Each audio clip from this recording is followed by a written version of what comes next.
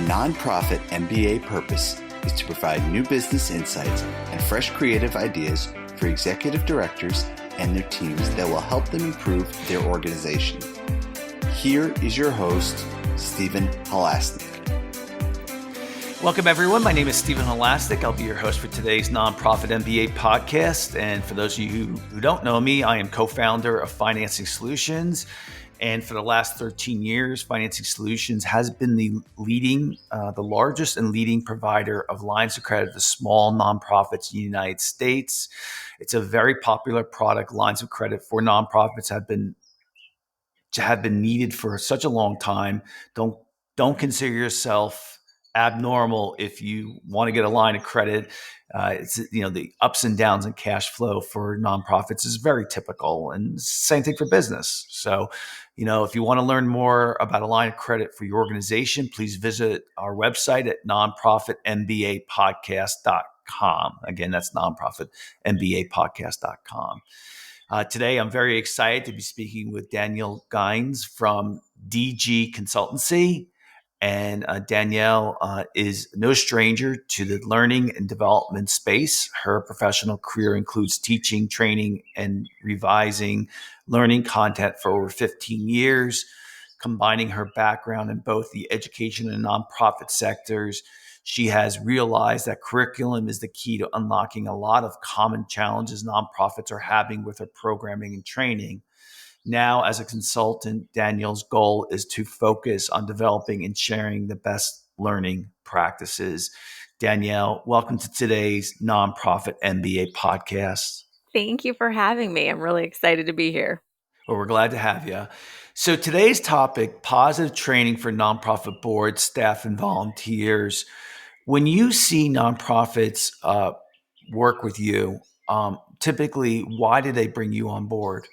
Yeah. So typically I'll sit with, small and medium nonprofits who kind of struggle to have like a full learning and development staff or like allocation or skill set within their staff.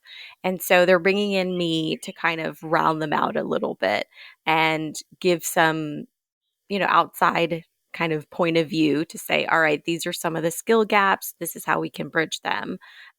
As you know, and I'm sure a lot of your listeners know, the wearing many hats is real. And so being able to have someone that can kind of like pinpoint and say, all right, what is the real learning problem? What is the real training problem? And does it really, is it that we do an extra workshop? Or is it just that people don't know where to go to get support services?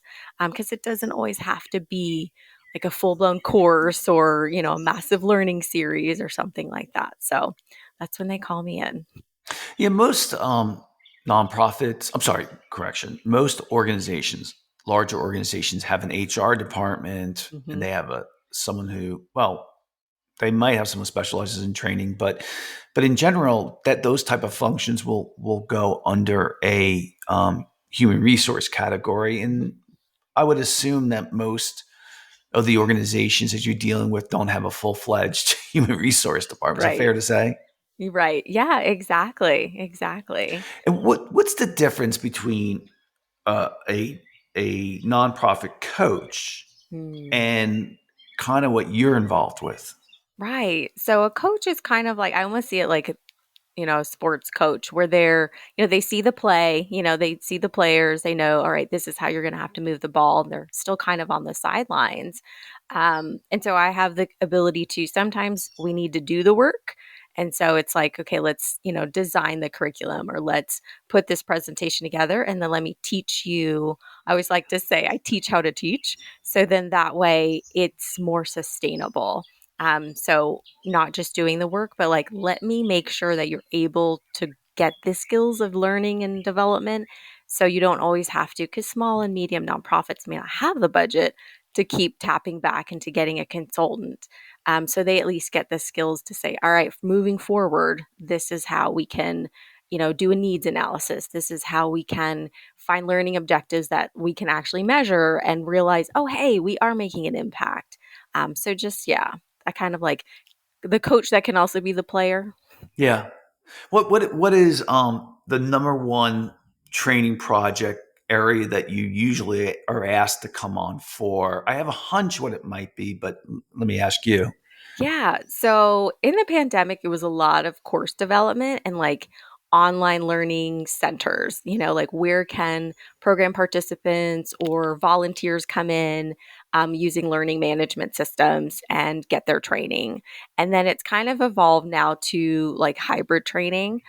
So bringing in kind of volunteer management, but still there's always like a course element to it. And then also like programming with participants and things like that. So, I mean, curriculum is like all of that. I always say it's like the brain to any kind of learning experience you have, but it'll be about those three. So I would imagine that once your nonprofit, if you want your nonprofit to be established to last a long time, Hmm. that these type of trainings, which now can be done online, simply allows the organization to what's the right word? Sustainability. To have Yes. sustainability. Is that fair to say? Because Yes. it's a system and a process.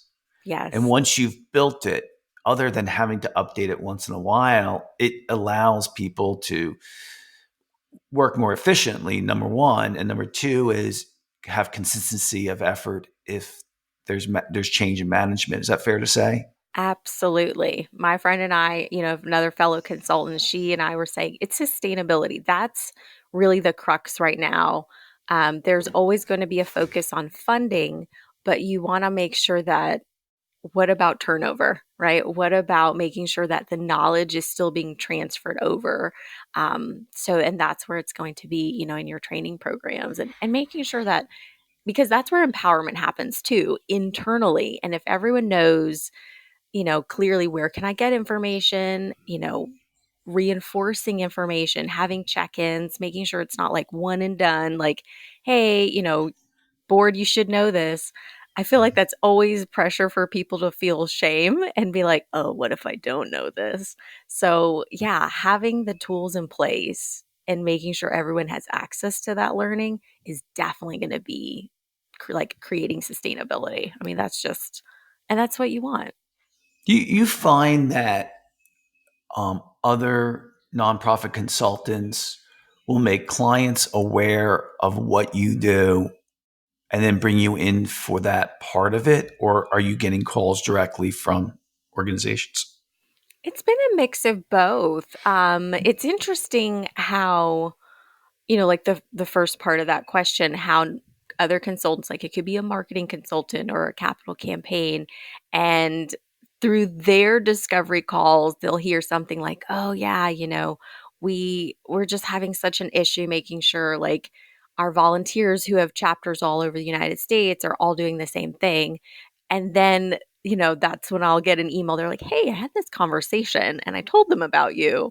So it's pretty amazing to see that there is that internal kind of partnership and connection that's happening because it really does. I mean, you can have an amazing fundraise team. You can have this great like grant that comes in or your marketing is locked in.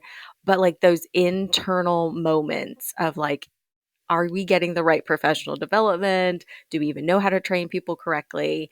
It's great to see other consultants also say like, yeah, like we need to be holistic and getting nonprofits to feel like it's cool to be holistic. Like I can connect you to someone as well. Do you think the value that you bring are the systems that are online that make it easy to put the training together? Or do you think the value that you bring, and you can't say both, okay, what I'm about to tell you, Okay. or do you think the value is you can get this training off someone's plate so that you can build the curriculum easier? And again, you can't say both, but. Oh, all right, Stephen. Coming in hard hitting. Um, oh, that's tough. That's really tough. Okay, remind me what was the first one? So, well, let me start off with this. I'll tell you about a project that I had worked Okay. on a while ago. We had worked on this branding project, and in the past, I had done that by just learning, reading some books, and then working with my teams, and then building the brand based on that. And then this one time, I read this book. I called the author, and he came in and did consulting work with us, and we got the project done in 1/10 the time. It Mm-hmm. was 100 times better, Mm-hmm. and it was because he knew all the systems, everything, all the right questions. He zeroed in exactly. We saved so much time, so much money, Right. and it really was, it was a great project till this day. It was a great project because so when I'm asking because when you Mm-hmm. come on board, is it because, and you can say both, but is it because you're coming in and you're bringing, well, you use this tool and this keeps all the systems in the Right. cloud so that people can sign in and Mm-hmm. this is how it works? Or are you really there saying, okay, let's get this training program together and tell me how the steps that you go through, and then you take it and you make it into a great lesson plan. I would assume that both of those are extremely true. Right. So, and it's okay. So I think I won't say both, but I will say they do lead into each other. I think Mm. it starts with the second option where taking off, this big project, knowing the questions to ask, knowing what questions to kind of like uncover what the real training problem is, that makes the organizations and their leaders like breathe easier. And once that happens, then it's able, like, it's almost like a step ladder. Like, all right, I've got this. It's solid. We feel good. And then, like, let me just get you to that next step of let's moving it online and you're able to take over. But that can only happen when, there's less stress and less worry. And, so I would say maybe like it's a both and, or maybe like a one, Yeah. two.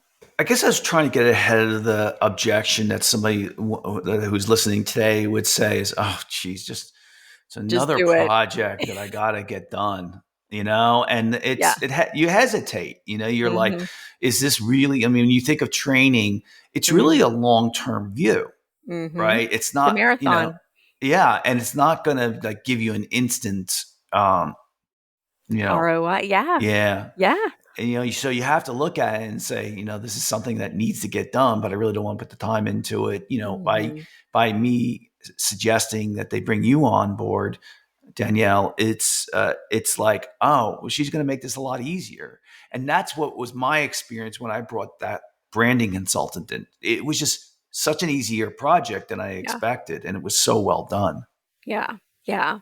And I think, and some organizations have been like, just do it. Like, don't want to touch it. But always building in that sustainability, making sure kind of the offboarding. And so, having a video library for them to consult and things like that when I'm no longer there. Almost kind of like I call it the Mary Poppins. Like, we can't stay forever. And yes, we want to make, you know, a lot. Hopefully, we always make our their lives easier, but also making sure that they've got something to reach back out to, say like, okay, yeah, like I can still lead this organization even though this person's not there. Um, what size nonprofit do you think, a lot of our listeners today are smaller nonprofits? Hmm. What have you seen as far as clients that have come to see you as far as their size before they start to really engage you? Yeah, I would say like the $500,000 mark. They've Okay. got like 3 to 4 staff members pretty consistently. Their program has, you know, mainly, consists of volunteers. Their board they've really in kind of developed their board to where there's the diversity, not just physical or cultural diversity, but also background and skills. And they're looking to level up in a way that gets them maybe from like small ish to more medium and then moving towards large. And I mean, Mm. that's where those like internal kind of training and learning structures come in. $500,000 was a lot less than I expected you to say. If someone's at $500,000, in revenue, have you found that those organizations that want to bring you in are already pretty well organized, or are they dysfunctional?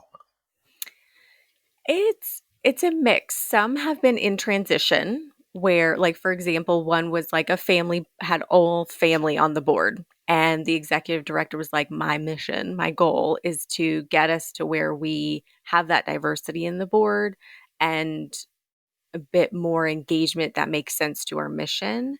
And then she's like, our program curriculum is so inconsistent. And that's what's preventing us from being able to kind of get bigger grants or have bigger impact and things like that. So it's there's like, and I mean, I don't know if it's, like word of mouth, but there's always this kind of like a leveling up that's happening. And so there's that self awareness, like our organization is ready, and they call me in. And so it's not too dysfunctional. And I mean, that's one of the things I really enjoy is like you've looked in the mirror and like, all right, there's the problem, but we're not sure how to uncover it and we're not sure where to move forward, but they're ready to do the work. How do you know when training is the problem? Yes. So number one, it is dysfunctional. There is chaos. Everyone's kind of doing their own thing.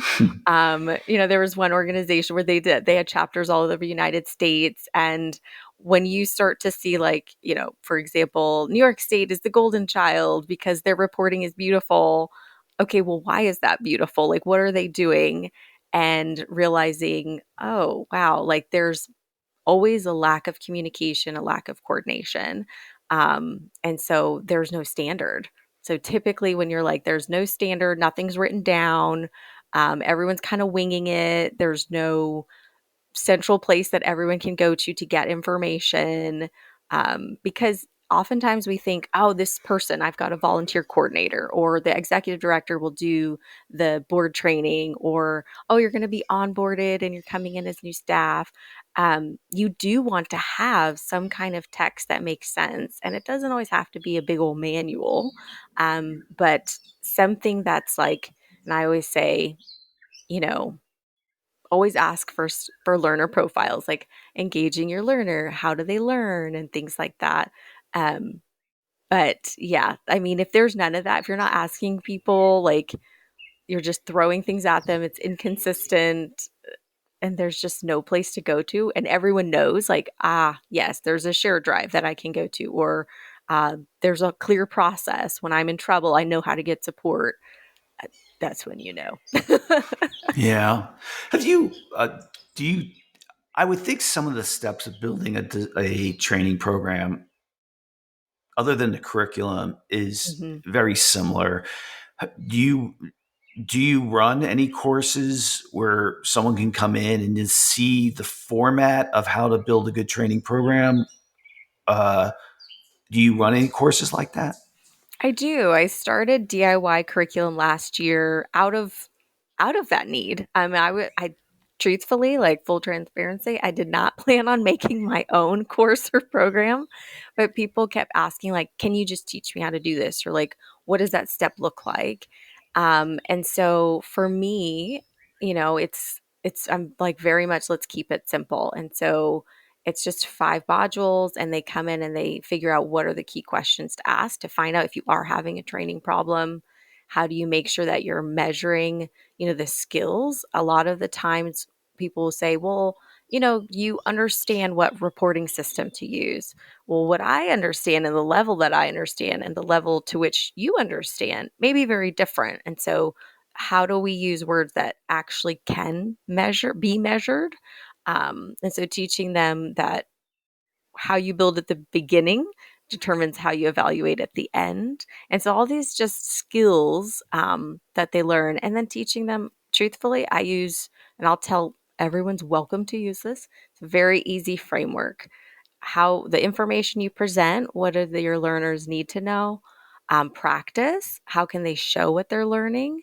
And then to produce it, how can they own it? And so just teaching that framework, I usually sit around the number of 3 because it's always a good number with learning. And so after that, the organizations are able to say, okay, I can create something that, yeah, it'll take some time, but now I know exactly what to do. And it was just incredible. Like, I was shocked, first of all, that there was an interest because, you can nerd out on the things you love, but people may not love what you love. And then they hire us to do what we love. And so just to see organizations that, yeah, are on the smaller side that may not have that time and walk through this program and create their own training program was just, it was pretty cool and honestly very humbling. The I love case studies because I think you learn a lot about case studies, Hmm. real life scenarios. So I want you to think about a client Hmm. that you had that was having a problem, Hmm. really serious problem. And they came to you and you worked on a project with them and, um, and then tell me about the outcome. And what I'm looking for is something that made a huge impact in their organization from a Hmm. results standpoint. So let's start off by no names, Yeah. if you unless you want to, but let's just start off by telling me a little bit what the organization does. Right. So this organization, they work with high schools, colleges, universities, and medical schools. They do organ donation, but they reach out to the student populations and it's more education focused. And so they found that there was this breakdown kind of in their chapter leaders where inconsistent, and of course, predominantly volunteers, but inconsistent reporting, very little engagement towards the end. It was creating problems for their metrics. So they were like, is this just because we work with students?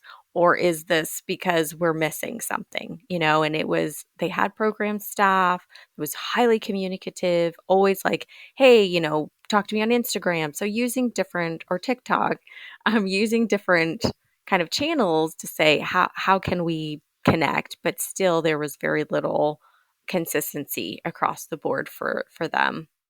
And so they tagged me in and we talked about it and we said, well, what matters to these student leaders, right? And so looking at how they were onboarding, sharing information, it was again kind of that like, and you know, my maybe controversial statement, but like how we were raised in education, right? There's always someone who has all the information and they teach, and it kind of goes top down. Versus like why are you here, right? Like what's your motivation? Not just why do you want to volunteer, but like what's your goal for your life, right? Especially if they're students. So we talked about, these were students that were high achievers that felt really passionate about the medical field and things like that. And so I realized maybe it's not just onboarding, but how you introduce what they need to know and the value of, standardized reporting or check-ins or knowing where to get funding to support their chapter events. That's actually leadership training, right? Being able to write a professional email, being able to establish a partnership. And so if they're high achieving, students, then they're going to really feel like, oh, this is something that's going to benefit me either on my resume or for an internship or something like that. And it was beautiful what came out of that. And that was actually more of like a tag team because they were open to like, can you teach me how to do this versus me doing it first and then teaching them. And so the final result was a complete leadership kind of development course that made sense for them. And it was also through case study, right? Like you're the president of the organization and you see this problem. How would you respond versus like, this is what you need to do, A, B, and C? And so it gauged the students at a higher level, problem solving, critical thinking. And so they completed it at higher levels. And it was pretty amazing to see that the engagement come back up, the interest come back up, and realizing that this organization could say, hey, we're not just traditional, like we need volunteers and you're going to be onboarded and you're going to get the information, but we're also investing in you as leaders. And that really kind of changed the tone of how people came to them after that. Yeah, it sounds like they brought you in for one thing and then they found out a whole bunch of other things that they weren't expecting, which Hmm. sounds like a great product. Yeah.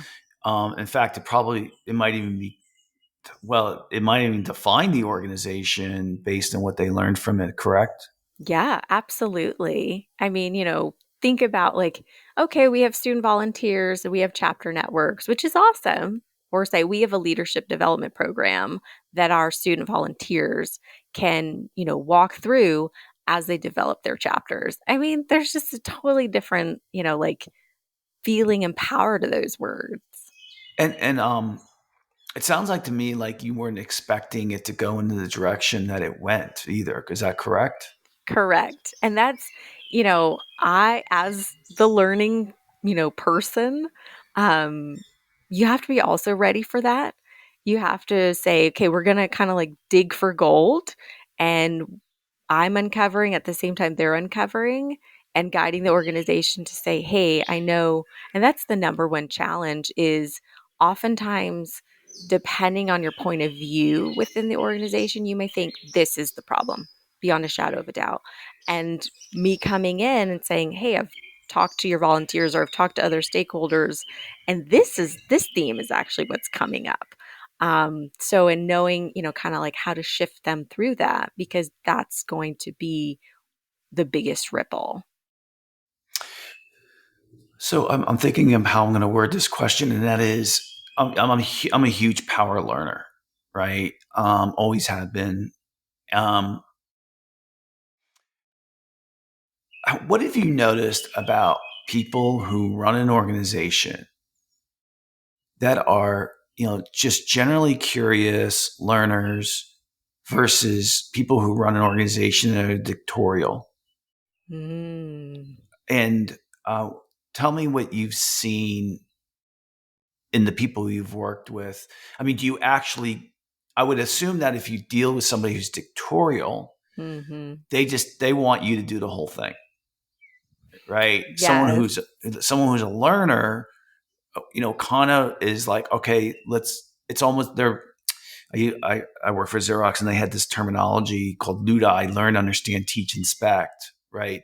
They kind of want to be taught what you are doing Right. and want to be more involved, more engaged. Is Right. that fair to say in those two examples? Absolutely. Ego is real. Ego is real. In fact, I'm seeing, and again, this is just my observations from other learning and development professionals and organizations, the push to build a culture of learning as a way to encourage Yep. sustainability and minimize turnover. Um, whether that happens, really determines on power structures and who has the loudest voice. So though, and there's a fracture. That's what I've kind of experienced the most is I may have, the program staff or the executive director say like, yes, like we're in it, we're ready to do the work. And then you may still have a founder involved, especially for the smaller nonprofits who still have a lot of kind of clout and power and navigating that. And it's interesting, at least in my experience, is that's when like they'll tag me in because I'm also the third party and they're like, Yeah. could you just talk to him? Yeah. And, it is having those conversations to say the benefits of, well, why do we need to do this? Well, we're uncovering, we want to be a culture of learning. Isn't it amazing to see that this organization can, keep, staff members 10, 15 years versus like every 2 years, you're going to have to rotate someone.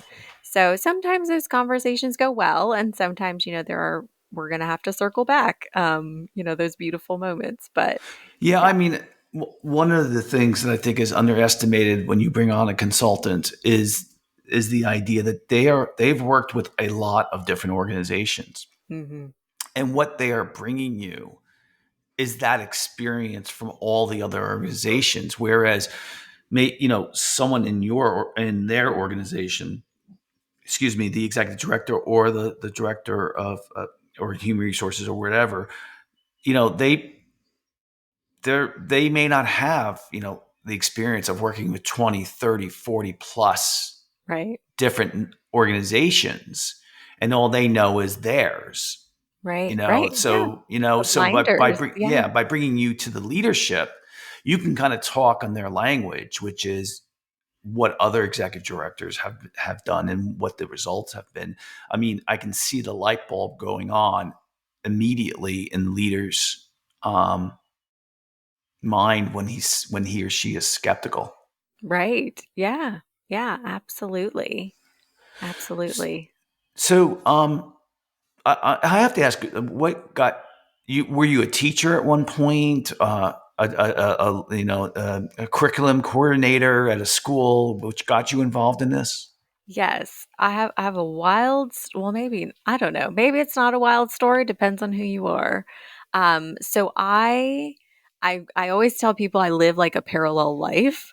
So I was an ESL instructor, English as a second language, and then doing within that program teacher training and developing like course curriculum. And then got my master's in nonprofit management from the New School over in New York. And I was like, how can I piece this together? And so during school breaks, I would find nonprofits, some international education nonprofits who were like, hey, if you have training experience, we're always looking, we have a lot of volunteers, but we need someone to train them. So I would go, I like went to Costa Rica, South Africa, and ultimately Cambodia in 2019 to work in these programs, build courses, deliver curriculum, and then also do some training. And it was in Cambodia when their executive director was like, I'd come back. It was like February 2020, famous last words. She's like, you should do this like as a job, like organizations could use you. And I was like, no, like that sounds really hard. Again, famous last words. And they actually hired me to do a curriculum project, and then it grew to like 4 more. And I thought, okay, like maybe I should try this. And that's really what like brought it all together. Well, yeah, I would have advised you the same thing. I would have said, "Oh, it's too." But I deal with mostly smaller nonprofits. I mean, it's definitely 500,000, up to about 500,000 to about 5 million. Yeah. So I don't get so involved in the organizations that I know if training is appropriate. Hmm. I just know that building systems and processes is a key to sustainability and running a good organization. And training is a big part of that. So I get that part of it. That certainly. So where are you seeing now organizations? I mean, are you going to nonprofit lecture series and talking to people about this now? It sounds like to me like this could be a really innovative and hot topic right now. Yes. So that's actually my 2024 goal. So I am speaking. I've got a couple workshops, but then also the North Texas Nonprofit Summit. In September. I was like, we've got to talk about, especially volunteers, how we need to be training better, how we need to have more positive training. And so, yeah, I mean, that's the goal, make it easy, make it make sense, because capacity is always going to be a part of the conversation. But yeah, definitely Cool.